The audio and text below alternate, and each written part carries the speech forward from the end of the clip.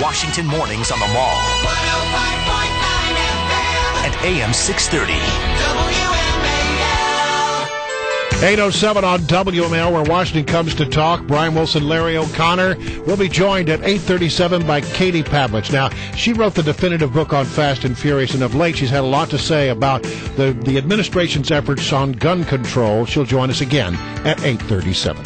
Joining us now, Washington Examiner's Byron York, one of the smart guys in the Beltway. Byron, thanks for joining us this morning. Good morning, Larry. Byron, we're getting these reports as the Republicans head down to Williamsburg for their retreat that, according to Mike Allen now, up to 90% of the Republican caucus are in favor of the sequestration cuts. You've written extensively about this. Since when does the Republican Party favor drastic cuts to the American military to the tune of $600 billion? Well, they're divided. I mean, the cuts are divided, and Republicans are divided. I mean, the whole idea of, first of all, we have to remember, sequestration cuts were designed to be so awful and so unacceptable that Congress would never let them go into effect, and that they would enact more responsible cuts to make sure that didn't happen. Well, so far, here we are. The sequestration cuts are supposed to go into effect on March 1st. Republicans would be perfectly happy with about half of those cuts, with about $600 billion of those cuts that cut all sorts of non-entitlement spending. Now, the cuts on defense, which, you hear $500 billion, you hear $600 billion, they would be big, and they're the worst kind of defense cuts. They would cut everything, good programs, bad programs, people, hardware. Now, I wrote this last week about how you really can cut the Pentagon budget seriously. There are serious defense cuts you can make and not hurt national security, but sequestration ain't the way to do it. All right, so, I mean, right now one hears that the various branches of the military are starting to work on plans as, okay, if sequestration happens, we need to be ready. I mean, isn't that the way the thing should move forward, let them make the cuts? Well, they have to. I mean, they're not ordered. Congress should be cutting specific programs, specific screwed-up weapons programs, specific wasteful practices. Isn't it better to let them do it? They know it better than the Congress does, don't they? Absolutely not. I mean, the thing is that if you tell them that they have to cut everywhere, then they're going to end up cutting good programs as well as bad programs. Congress always has a say in how the money is spent. And the problem is what the Pentagon is saying now is we're going to have to send people layoff notices.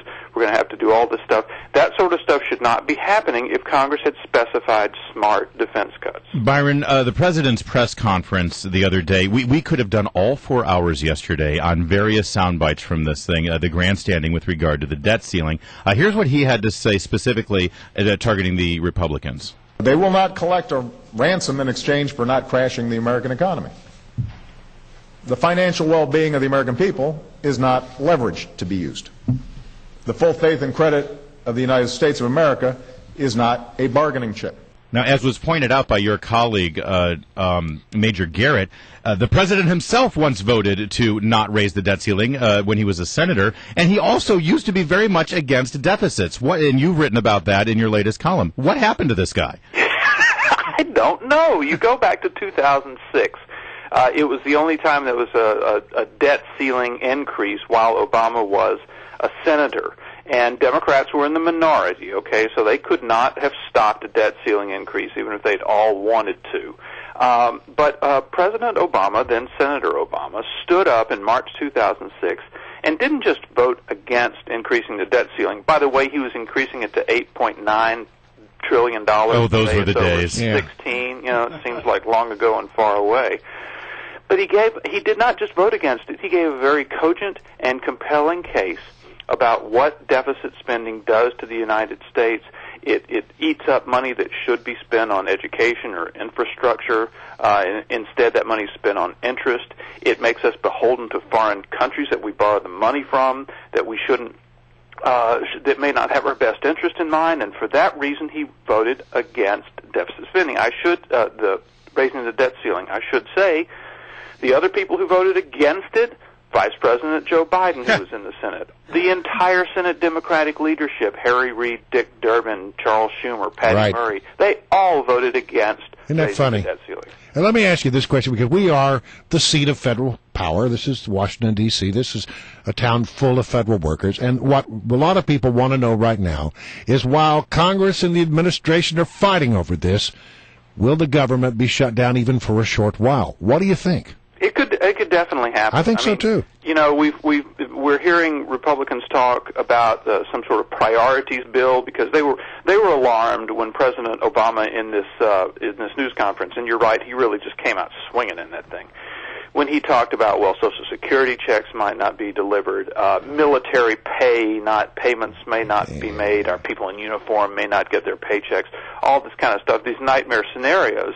And they are seriously considering a bill which would instruct the government which payments to make first, because not raising the debt ceiling doesn't mean the government has no money. That's right. It means it only has the money it has. It can't borrow anymore.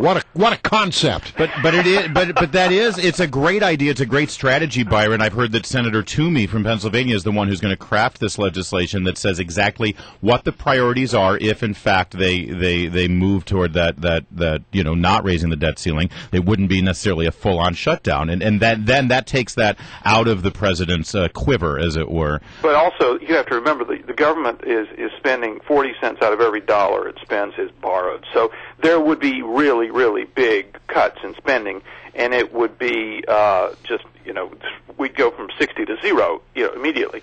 And there would be a lot of dislocation, a lot of political controversy, and no doubt Republicans would take a lot of grief over it. Byron, you know these guys pretty well. We've seen John Boehner's ability at negotiating and at communicating a message on behalf of the party. I'm wondering, setting him aside for a moment, who is emerging from either the House Republicans or the Senate that can really start fighting this battle in the public relations way that we see the president doing?